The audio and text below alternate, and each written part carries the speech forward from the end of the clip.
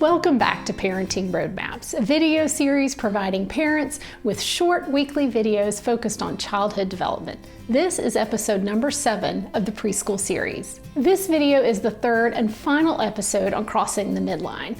Hopefully the previous 2 episodes made it very clear why crossing the midline really is a big deal. If you haven't watched the 2 previous episodes, click on the link above to start with part 1.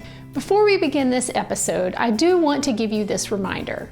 As you learn more about childhood development through the Parenting Roadmap series, there is a possibility that you may begin to have some questions and concerns regarding your child's development.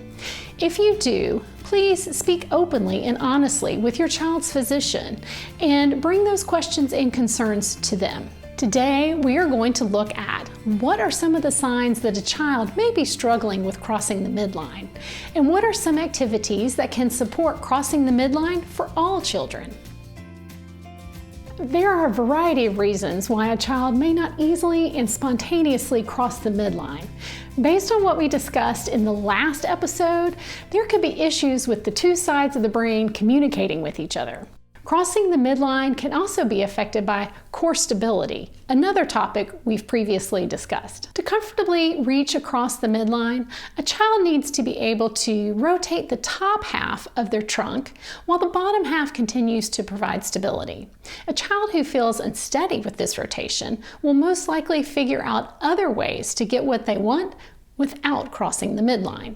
And this point leads us to look at possible signs a child is struggling with crossing the midline. Here's the thing. Kids are smart and will figure out ways around having to cross the midline if this is something that they struggle with. And in doing so, it then can be a challenge for an adult to realize that the child is actually struggling with crossing the midline. To begin, kids with weaker core strength may find it easier to move their whole body as a unit rather than twisting at the trunk and crossing the midline. While seated at a desk and chair, a child may choose to place a paper to one side of their body so that the hand can remain on the same side of the body as the paper. Kids can also rotate themselves in the chair, so again, all of the activity stays on the same side of the body as the hand doing the task. Now, as I talk about a few more observations, remember that crossing the midline is a progression. Kids are just at the beginning of this developmental skill when they start to crawl and continue to develop this skill till around 9 years old. Of the skills I'm going to mention, no child starts out being able to do them easily and spontaneously. Concerns may begin to develop when you start to notice that the skills are no longer progressing towards smooth and coordinated movements. One concern could be if a child does not demonstrate hand dominance around 3 to 4 years old. You may see a child continue to use their left hand to complete tasks on the left side of the body and the right hand to complete tasks on the right side of the body. With crossing the midline being so closely tied to coordination, you may see struggles with both gross motor and fine motor skills. As the child gets older, you're looking for smooth gross motor movements involving both sides of the body, like throwing and catching a ball, skipping, and kicking a ball. Mastering fine motor skills like cutting, developing a pencil grip, and handwriting may be difficult, as well as activities for self-care like brushing teeth, getting dressed, and brushing hair. Remember, the eyes are another body part that cross the midline, so children may have difficulty tracking or following an object or reading words across the page. Now to our last segment, ways to support crossing the midline. I could list specific activities, but I'm going to recommend that you head to the internet and YouTube. Many occupational and physical therapists have provided tons of specific activities and games. That being said, remember to select activities that are age appropriate for your child.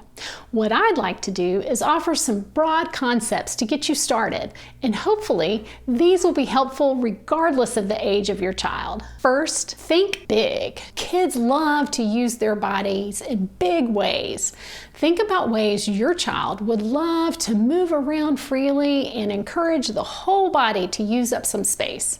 By encouraging the whole body, then your child is likely to find themselves moving across the midline easily and spontaneously. Second, give them a target where your child will have to reach across the midline.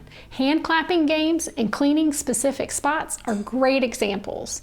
You can also be strategic where you place toys for playing and utensils and cups when eating. Third, track moving objects. Think about moving objects that you can follow with your finger. For example, bubbles, airplanes, ants, and falling leaves. And lastly, touch your elbow. Anything involving touching your elbow with your hand, you just can't do it without crossing the midline. Okay, we made it. I'm guessing and hoping you will never look at crossing the midline the same ever again. Next episode will be on a new topic, W-sitting. So stay tuned, wishing you the best this week, and as always, remember to enjoy the journey.